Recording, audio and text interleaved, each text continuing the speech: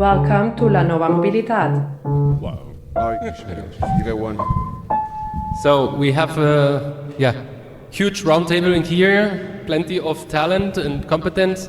Miquel, do you want me to start, or you keep on chatting with somebody on the phone? No, I have the It's intro. a very small one. I have the intro here. So you have it in mind? No, I don't have it in mind. Just do it yourself. Okay. So the point here of the table is really on can we leverage European talent? Can you leverage European legacy on its industrial position in mobility, also in robotics, but more like in static robotics, now to this new phase of mobile robots and humanoids and so on. The idea is to touch on that, on the competitivity. The other one is to touch on the tech corridor between Switzerland and Catalonia. Yesterday I was at the NoCam. Actually, Barcelona lost, it was not so good. But it's also good to remember that the most international Catalan organization was founded by a Swiss guy, Hans Gamper, who brought the colors from FC Basel to FC Barcelona. So he started this kind of connection, and today we're connecting it like more from a tech perspective.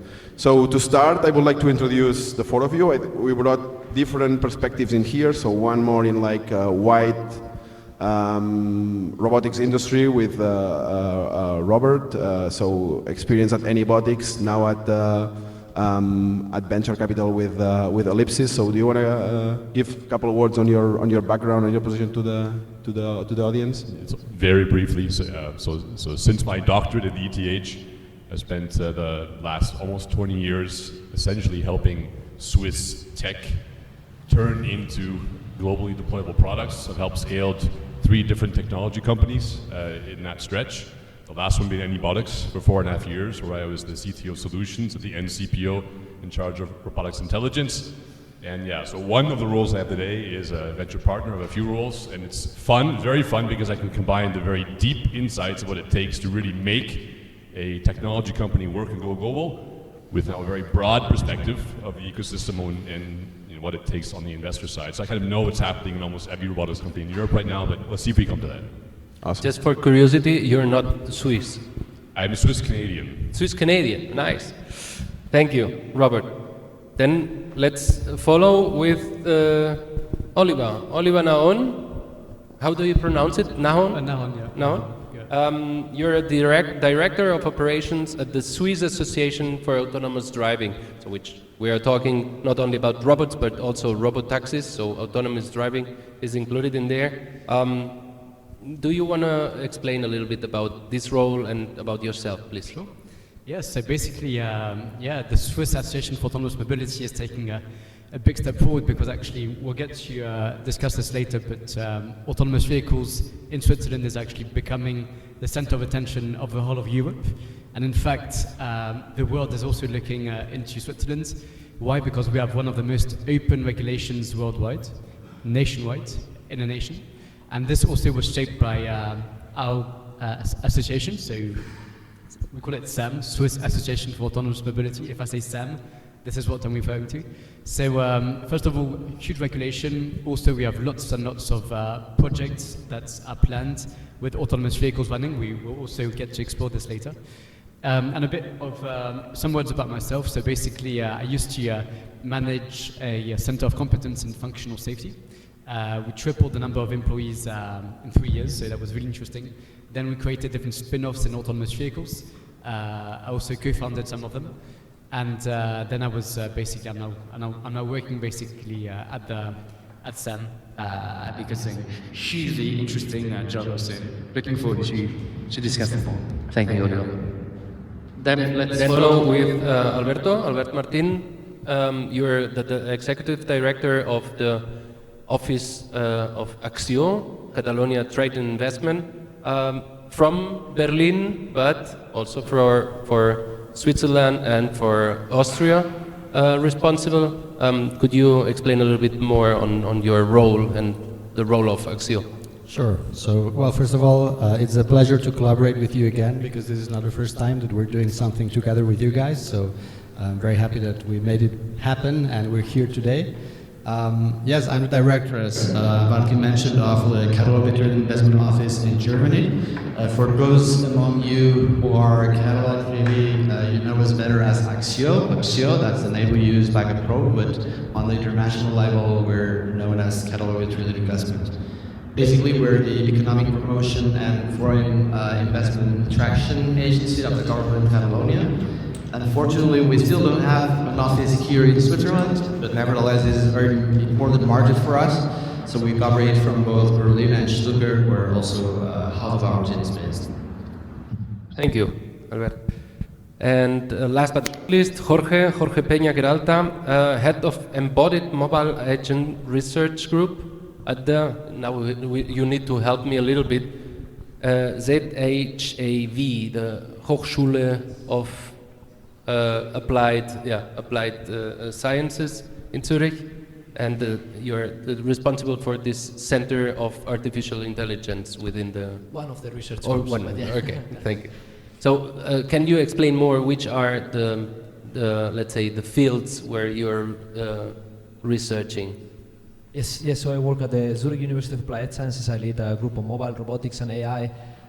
This means anything that moves, so there's another group that works on industrial robots and automation.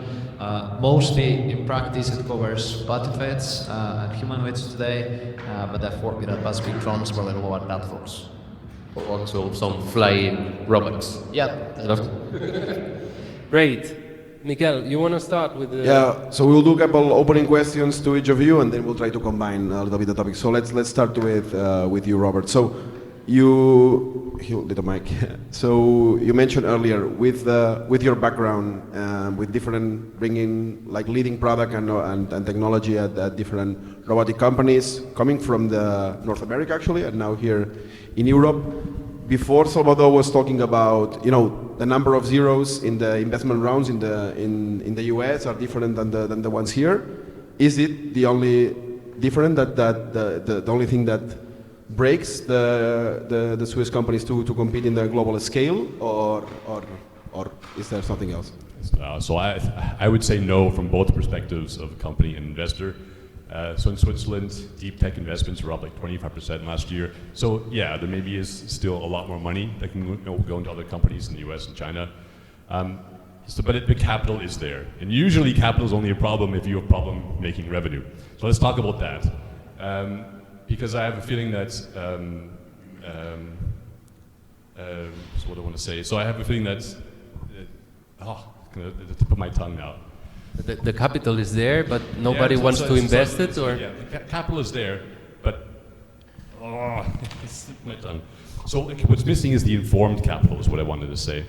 So when companies try to scale, right, I think there's a lot of investors right now that are using an old playbook that don't understand deep tech.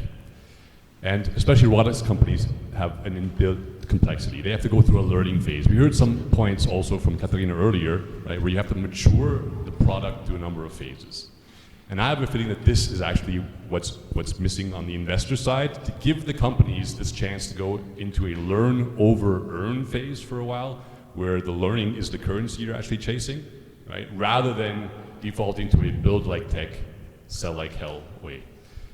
I think my real answer, though, comes back to what's really missing, what you see very strongly in the USA, is product leadership.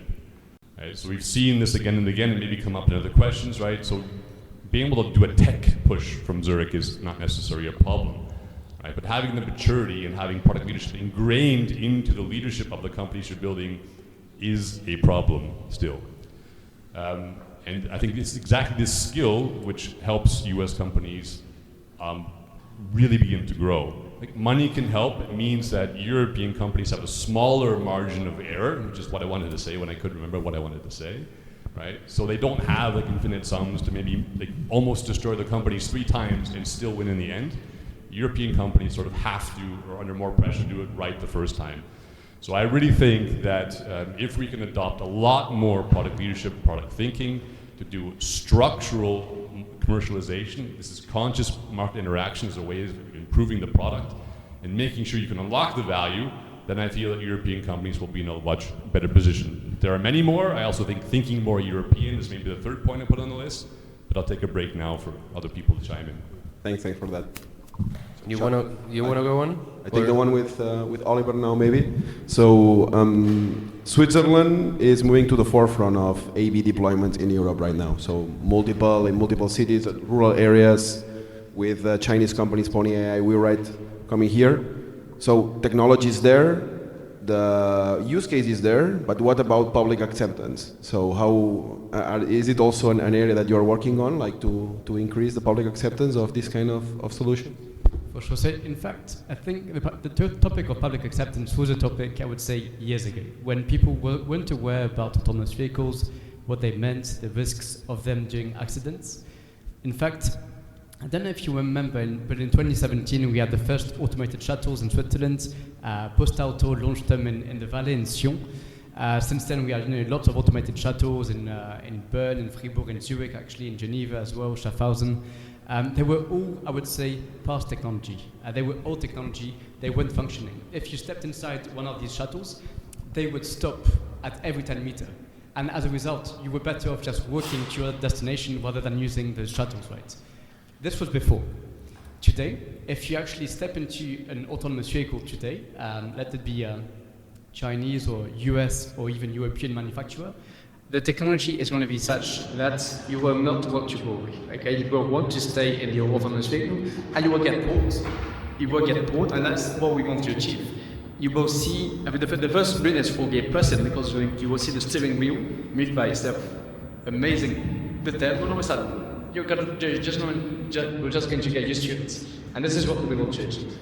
So, the question of acceptance will come naturally. But once people actually just step into an autonomous vehicle, the question of acceptance won't be there anymore. They will see it runs, it's fluid, it's mature, it's safe. In fact, it's more reliable than a human being, simply because 90% of the accidents are actually caused by human error. So if we remove the human from the vehicle, then this actually reduces by probably about 90% the risks of accidents, right? So the question of safety is clearly fundamental, and already today, with today's existing technology, you can already see that yes, autonomous vehicles are safer than human beings. So yeah, well, that's to say that the question of public acceptance in Aldi is an old question, okay, and it's not relevant. Data clearly shows that. You look at San Francisco with Waymos and what's happening there, and maybe we can talk later a little bit more about that. Martí. Okay, autonomous driving in Switzerland is a point. We have been seeing also the new region, which is in Appenzeller, and I don't know how to make now the move to Barcelona. We have been in Barcelona. Miquel is always telling me, this year will come the autonomous driving to Barcelona. We still don't see it. We have 9 months. I'm like, my bet is that there will be an announcement during this year. Every single day is telling me another thing. But again, we have two, let's say, quite innovative regions. And now let's talk to Albert about innovative regions, not only on autonomous driving, but also Barcelona is more maybe into health, into other kind of startups like Zurich does. How can we bring this deep tech innovation from Zurich to Catalonia, to Barcelona?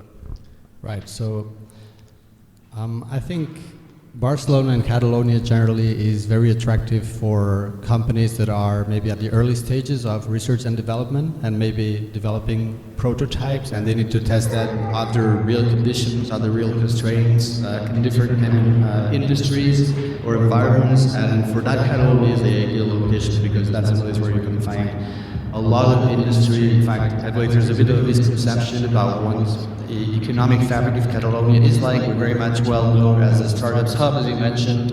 Everyone knows about the great Boeing flight and whatnot, but people sometimes forget that it's also a very heavily industrialized region. It was one of the first regions in Spain to be industrialized back in the day, and today it accounts for roughly 25% of Spain's industrial GDP. So you have access to all these different industries because in a relatively small radius, And that's obviously ideal if the goal is to scale your business as quickly as possible, to iterate, to realize where maybe the small mistakes or the points which you need to upgrade, you need to do some let's say, corrections in your prototypes and in your products. So this is probably the number one reason. On top of that, I would also say it's important to mention that Barcelona can serve also as a commercial hub, as an operational hub. In fact, it helps if companies do not only bring their technical teams there, but also their management, their decision makers, and statespeople, because that's also a very appropriate place from which you can reach a lot of different markets, both in Southern Europe, Northern Africa, and beyond that, because it's a great connectivity thanks to the airport and the coordinating. The geography is definitely, let's say, a plus in Barcelona. It is.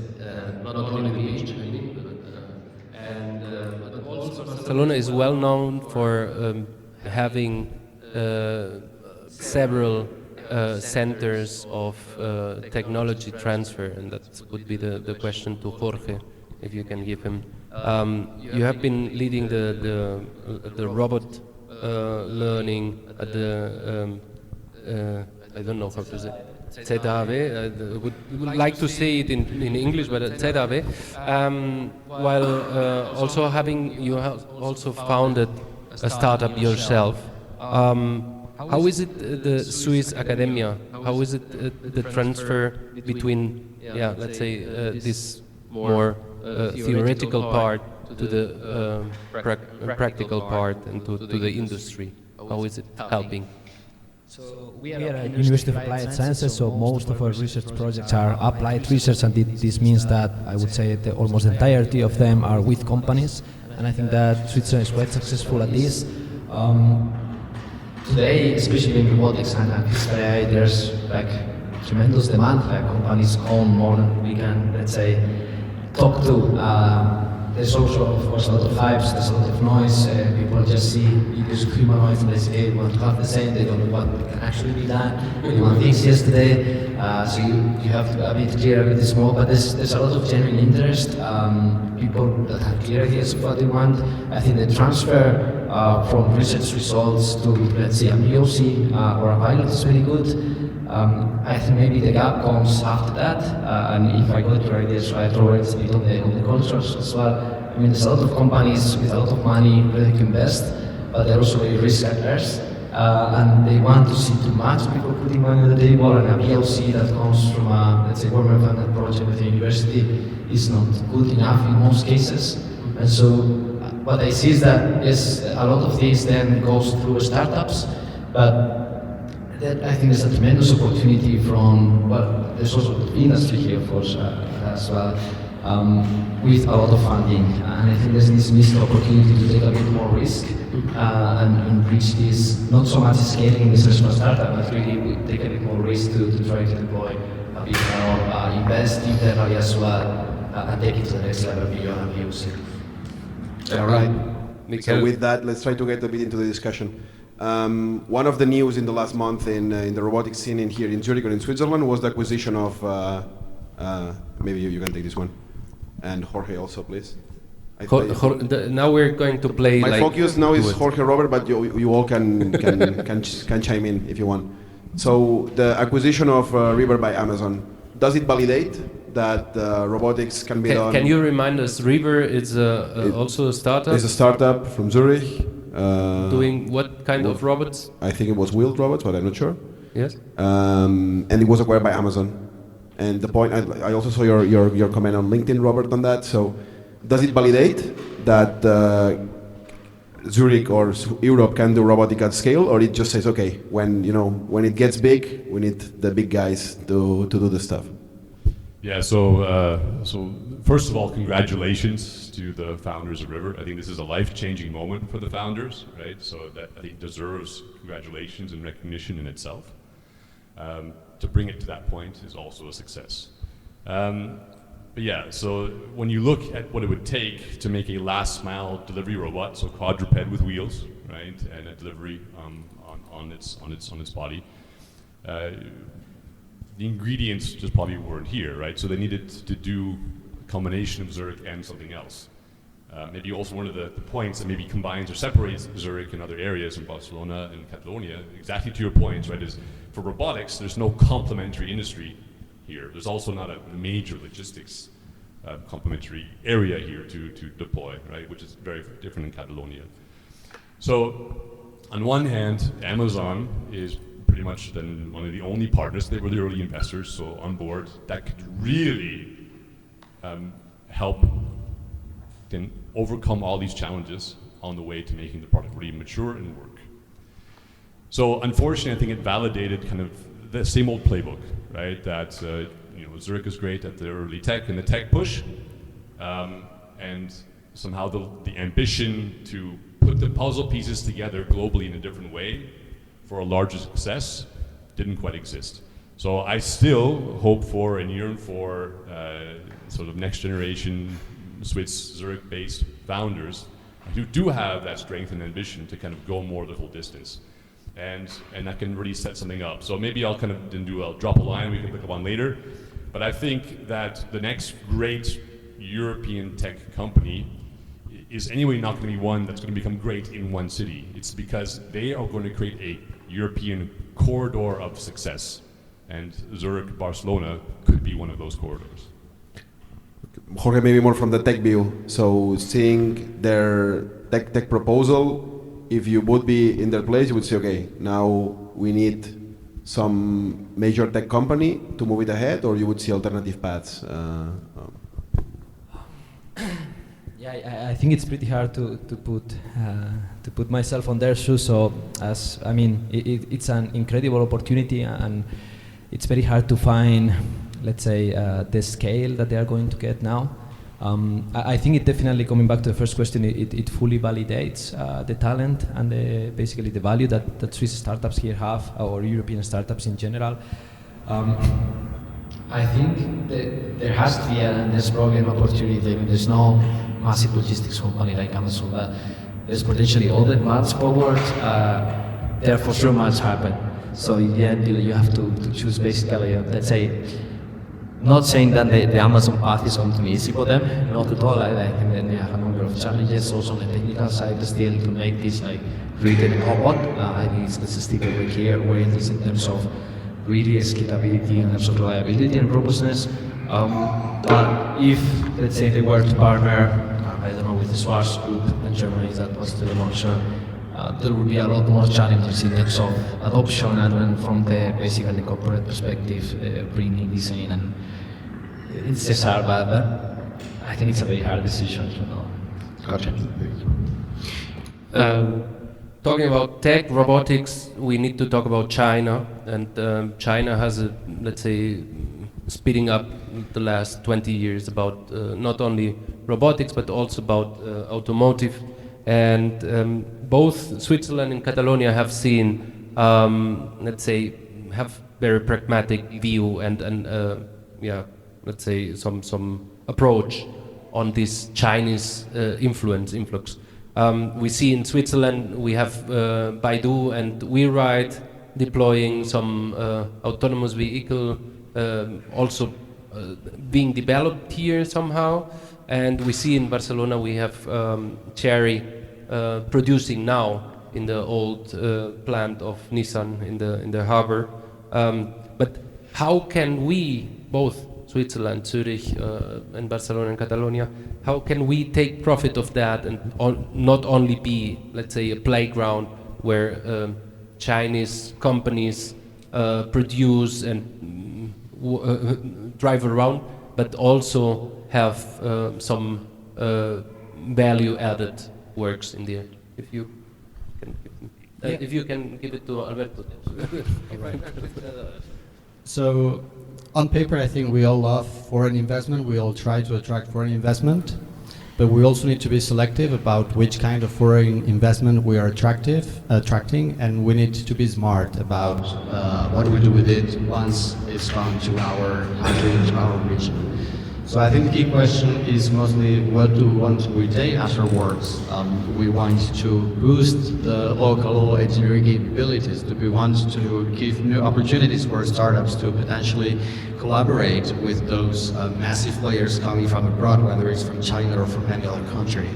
So I think we've seen that already in the past with other big players like SEAT or Nissan. If we stick to the automotive industry, where because of them an entire local supply chain ecosystem developed, and ultimately I think it was for the benefit of everyone because it made every particular actor in the ecosystem more competitive, and it helped them also move up in the supply chain.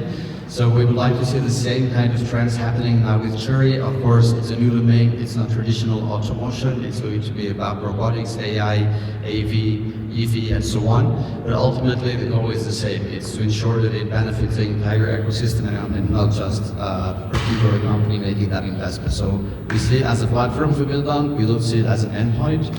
And I will also say this doesn't happen by chance, this doesn't happen automatically. So that's why it's also important for organizations and entities like us to help them do the right connections, matchmaking, provide with financial incentives and other sorts of support tools so that this kind of connection between the different actors of the entire ecosystem can actually happen. Okay, thank you. Oliver, what is your approach? So I really like the question, and in fact, I'd like to take a step back on the question in regards to autonomous vehicles. Basically, why are we pushing autonomous vehicles in Switzerland? Maybe that's the question we should ask, and this includes Chinese companies, because we are facing a big issue in Switzerland. The roads are saturated, the railway is saturated, mobility system is saturated. So we need to find alternatives, we need to find solutions. And what we are doing today is creating new services for the population. To get back to one thing you mentioned, the project in the Appenzell, but in Sangan. So basically, post-auto will be deploying 25 robotaxis in a region where there is no public transport today. So we are going to create a new public transport service. They will be on demand, and they will be connecting people from their household to the nearest train station. This is huge, and this is a new service. We looked at the best actors throughout the world that could provide such a service today, because the issue is not tomorrow, the issue is today. And in fact, it turned out that Baidu in China was the most suited actor to address this need today. So what we did is that, indeed, or what post-auto did, they are taking the robotaxis from Baidu. I mean, in fact, they are owned by post-auto, and they're creating a whole ecosystem around this project. Around these 25 robotaxis running, there will be remote supervision led by human beings in Switzerland, creating jobs. There will be the whole operation control, the whole project management, the whole delivery to maintain, the whole vehicles to maintain. That's the human in the loop, I think, which we were talking about. No? You got it, exactly. And we are seeing here the creation of an ecosystem. We're seeing here the creation of jobs in Switzerland. And by the time that the technology does develop in Europe, and it will happen really fast, I can assure you that, we are using foreign technologies, and that's fine. This is just one piece of the puzzle that comes from abroad. And once again, this piece of puzzle is developed enough on a European level or on a Swiss level, we will probably use these local technologies instead. So we are basically creating an ecosystem today using foreign technology, which will then be transferred in the future. Maybe just briefly, I mean, I think that's great, and I hope at the end, then the question I have is, but is that puzzle piece that's left over, that puzzle piece that's coming in, is it indispensable? Because my wish for Switzerland, maybe for Catalonia and Barcelona as well, is rather than focusing on these billion-dollar companies for success in the future, is can we create instead in Europe sometimes a layer of indispensability when it comes to robotics? So for example, if Baidu is coming in and bringing something that's indispensable, then that could be a problem down the road, despite the short-term benefits, to be determined. I think, Miquel, that links a little bit to the next question, no? Yeah, so the next one is about the regulatory framework. So many times we get to the point like too much regulation in Europe or two different regulations from different countries in Europe, it hinders innovation. Sometimes it's taken as an excuse, I think, because China also has some regulation, which is quite strong in some areas. But I would like to get your view on this. So, is regulation really hindering innovation, or is a way for Europe to differentiate to be like the champions in safety, the ones who are more thought into how this physical AI at the end interacts and with humans and bring it a step ahead? So maybe Robert, if you want to. I'll continue then. Let me think. So my gut instinct is regulation is not as much of a barrier as people say. If we take a different perspective for a second, and let's imagine, right, somebody in the audience that you're a major customer and you're thinking about buying 100 or 1,000 robots. Let's pretend it's humanoids. It's fun, right?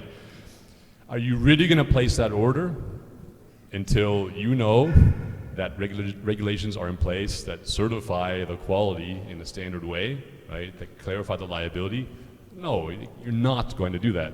So in many ways, regulations are actually a very key element in true commercial scaling. Sometimes also with constraints, that's one driver of innovation. So while it is sometimes burdensome to have to deal with regulation, and there are elements of that we don't like, I ultimately believe that it's fantastic. And I actually don't really, kind of go into this whole Europe is overregulated. Maybe it is, maybe it isn't, doesn't matter. I think the whole point is to succeed, you need to find creative ways to deal with that reality and find the advantages and turn that into success in some of the points I maybe just mentioned. So yeah, maybe to follow up, I fully agree. And in fact, I'd like to bounce back on a comment that was made earlier, I think today.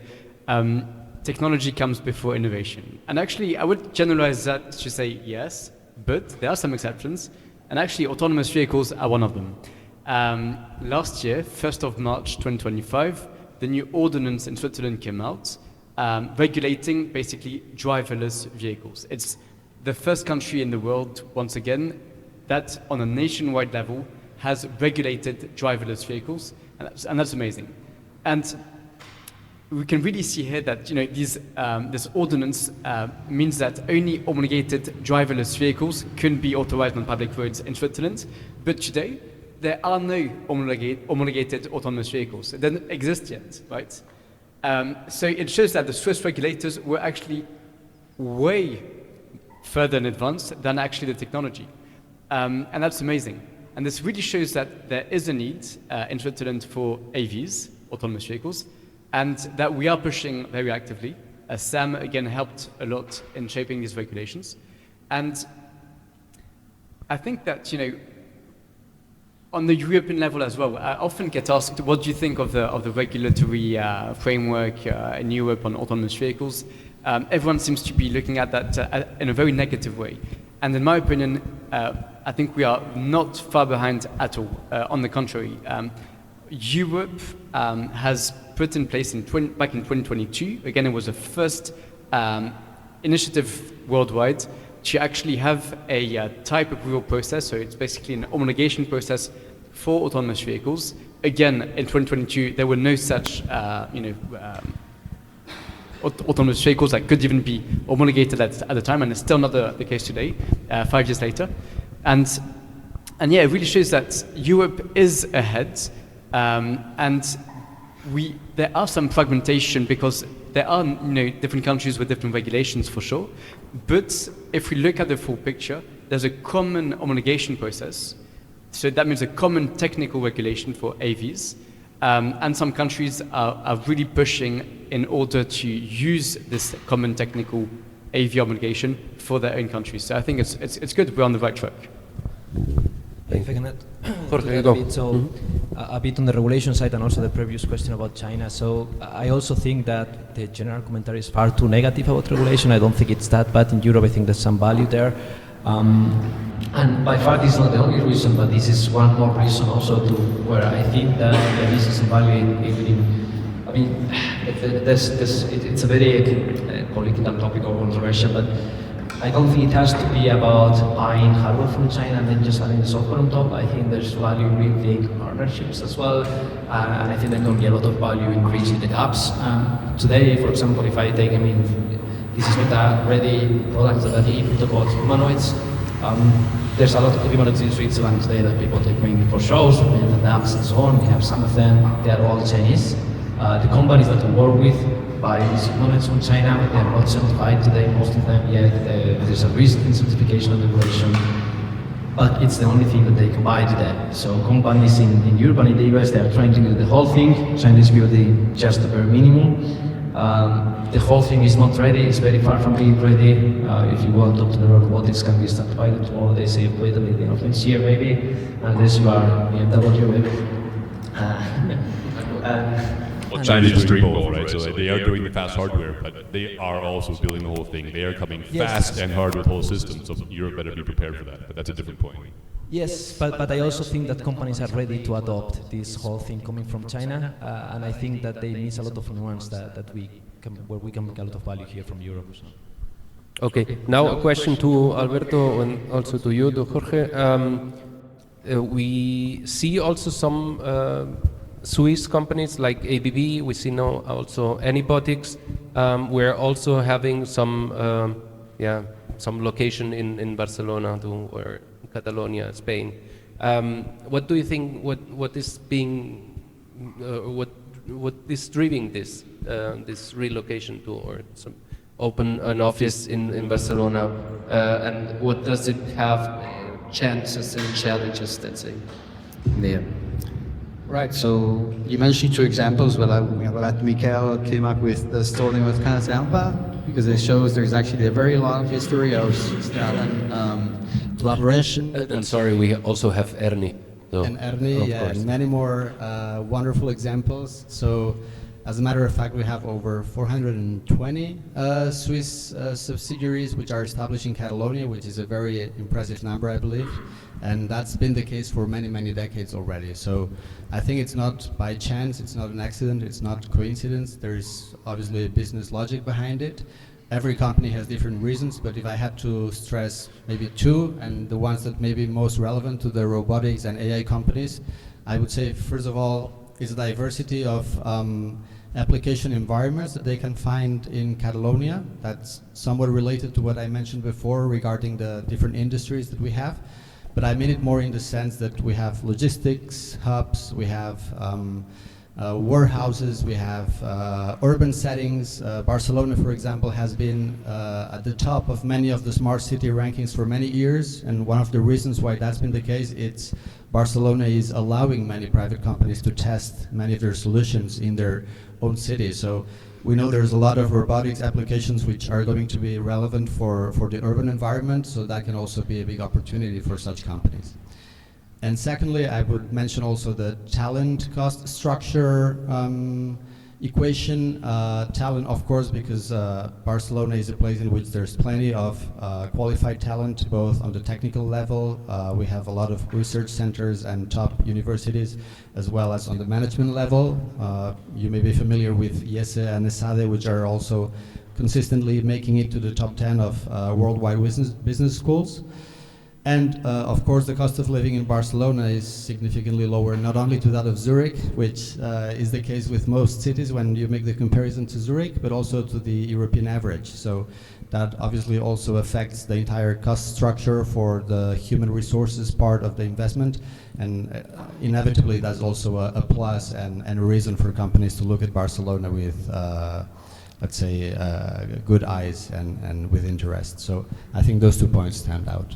Thank you. Jorge? I think that covers most of it already, and I fully agree. I just emphasize these two dimensions, so both complementarity from the point of view of use cases when we talk about robotics, but also complementary talent. It's not maybe as well known or as marketing as the Zurich ecosystem and the brick in academia and industry, but I think Barcelona is particularly strong. And there's quite a few very nice robotics startups in Barcelona, and this is growing the ecosystem there in robotics. Maybe we need to do the podcast next time in Barcelona again, and we're talking about robotics, no? Let's go, everybody. Opposite of PAL. PAL robotics, I was talking to Francesco, but unfortunately I couldn't convince him to join us today. Talking about relocation to Barcelona. Robert, do you want to add something? Why are you still in Zurich? Yeah, so let's see if I can add something, because the answers were great. So if I'm being creative, so if I go back, right, when I was at Anybotics, we were doing the business logic analysis, right, and we ticked all those boxes that were many of the reasons why we wanted to go there. I think the rest of this roundtable highlighted the great talent in Zurich, but I wanted to give some love as well to the talent in Barcelona, which you also did in my answer, so I can also confirm that. Right? There's good in sometimes different things, but there's a very complementary then spectrum that a company wants to achieve. I think maybe one of the other things I would be a bit more contrarian about is something we heard from somebody previously talking about, what it's like to work in a distributed fashion. I don't know how many of you work in companies daily, right, where collaboration is still a struggle, and even if there are good things that work very well. So I think there's a special element, having also built remote companies in the past, right, where even today people struggle to do good collaboration in one meeting room. Like running a good meeting is just hard. When you add a global dimension to this, then there are challenges to that.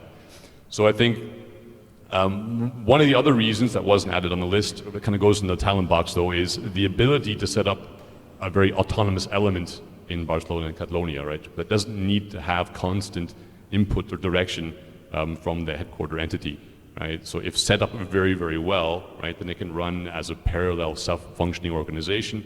And maybe that's just like one nuance to highlight there that we analyze when looking at this from an Anybotics point of view. So I'm not there during the execution of this expansion, but I'm very happy that Anybotics continued to go this direction. Great.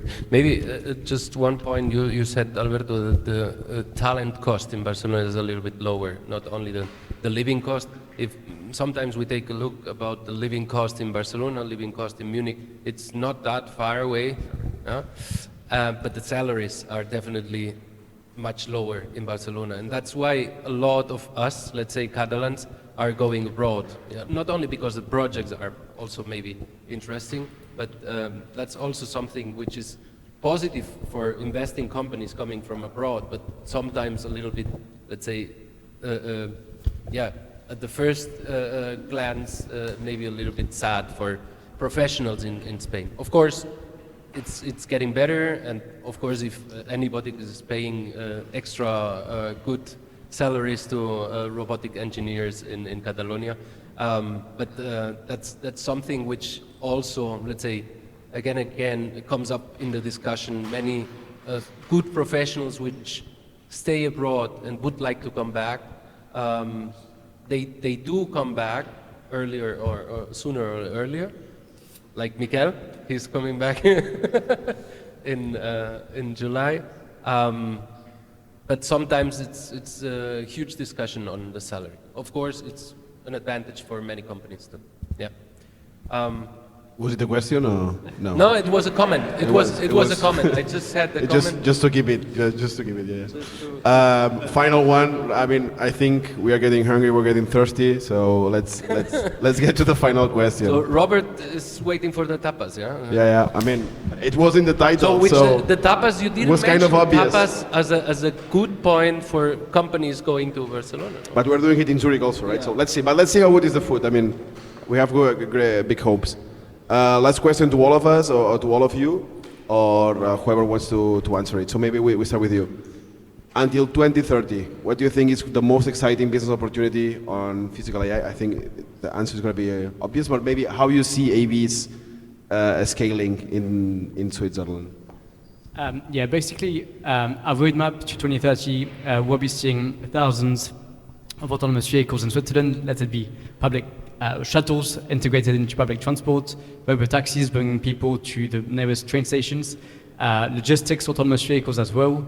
We're going to see thousands of autonomous vehicles by 2030 in Switzerland for sure. By the way, I'm just going to take the opportunity. We're organizing a big event on the 4th and 5th of May where autonomous vehicles will come to Zurich. So you can come and ride autonomous vehicles in Zurich at the Innovation Park Zurich. 4-5 May, it's the Automated Mobility Summit. You can look it up and sign up. And now the coming is a pretty unique event, I think. Like there are a lot of conferences, but not so many times you have the chance to really test them live. So great event. Robert. Okay, yeah, rapid answer. So putting my investor hat on, right? If I look at what's going to have the largest X in that period of time, The unsexy answer is going to be industrial inspection and just applying AI to manufacturing, like making arms do things they couldn't do in other areas before. There's going to be a lot of money made from an investor point of view there. The sexy answer is, unfortunately, because I'm not a big fan of humanoids yet, is there's still going to be a 50x in revenue generation for those that have the right recipe, even in a short period of time. The big money is coming later in humanoids, but there's still a 50x until 2030, right? So again, early stage investments. If you can find that recipe, have fun with humanoids. And do you think Elon has the right recipe? Right now, I'm actually liking figure AI. I mean, there's, it's not always transparent what they're doing, but they could be an outlier. From what I know, what's happening in the rest of the companies, there's a lot of difficulties and breakthroughs to overcome before humanoids are really serious. All right, thanks. Alberto? Right, so since I'm not in the industry, and like my colleagues, I don't think I'm qualified to really say what are the exact areas in which there might be the greatest business opportunity in the field of robotics and AI. What I do see when we speak with many industrial companies, they have a huge demand for automation and efficiency improvement and intelligent systems. So there might be a bit of a temptation or risk maybe to think of robotics as this hugely disruptive technology which we're going to build from scratch and which potentially will have nothing to do with what's already there. But I think we shouldn't forget there's already huge infrastructure, plenty of factories and plenty of manufacturing sites which need those kind of solutions. So making sure they retrofit and they serve this industrial base, I think that's going to be one of the key areas. Thanks for that. So I think, starting with humanoids, I think lect humanoids are coming after 2030, mostly. I think there's been a lot of success story of mobile robots, inspection, security, and different areas. We are seeing today a lot of basically foundation models in robotics applied to industrial arms. I hope to see mobile manipulation, so not a humanoid, but maybe a mobile base with 1-2 arms, enabling more flexible automation, but it's still quite constrained, not on legs. Gotcha. All right, so I think I got a good view on that. What did you think? No, like it was good. It was good. No, it's good. I think as a final round now. Yeah, first of all, thank you very much to everybody of you for being here. Thank you.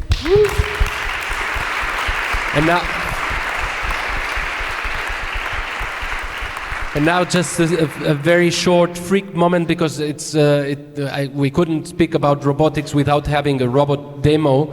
We didn't get any botics or any other humanoids in here, but I got one robot for you. It's coming from China, of course. Wow. Where is the battery?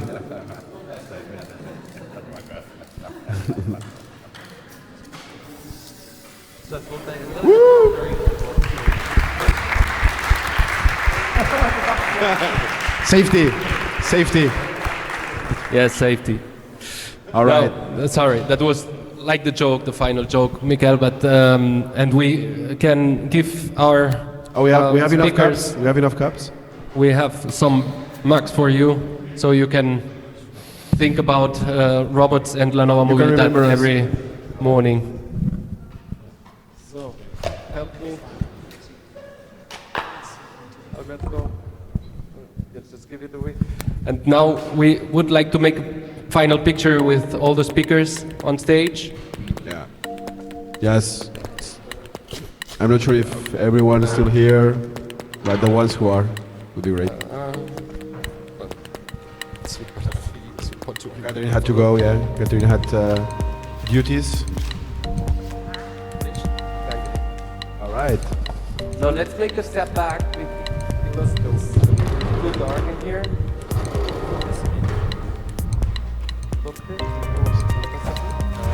And we're getting the drinks ready, the food ready, so it looks looking good.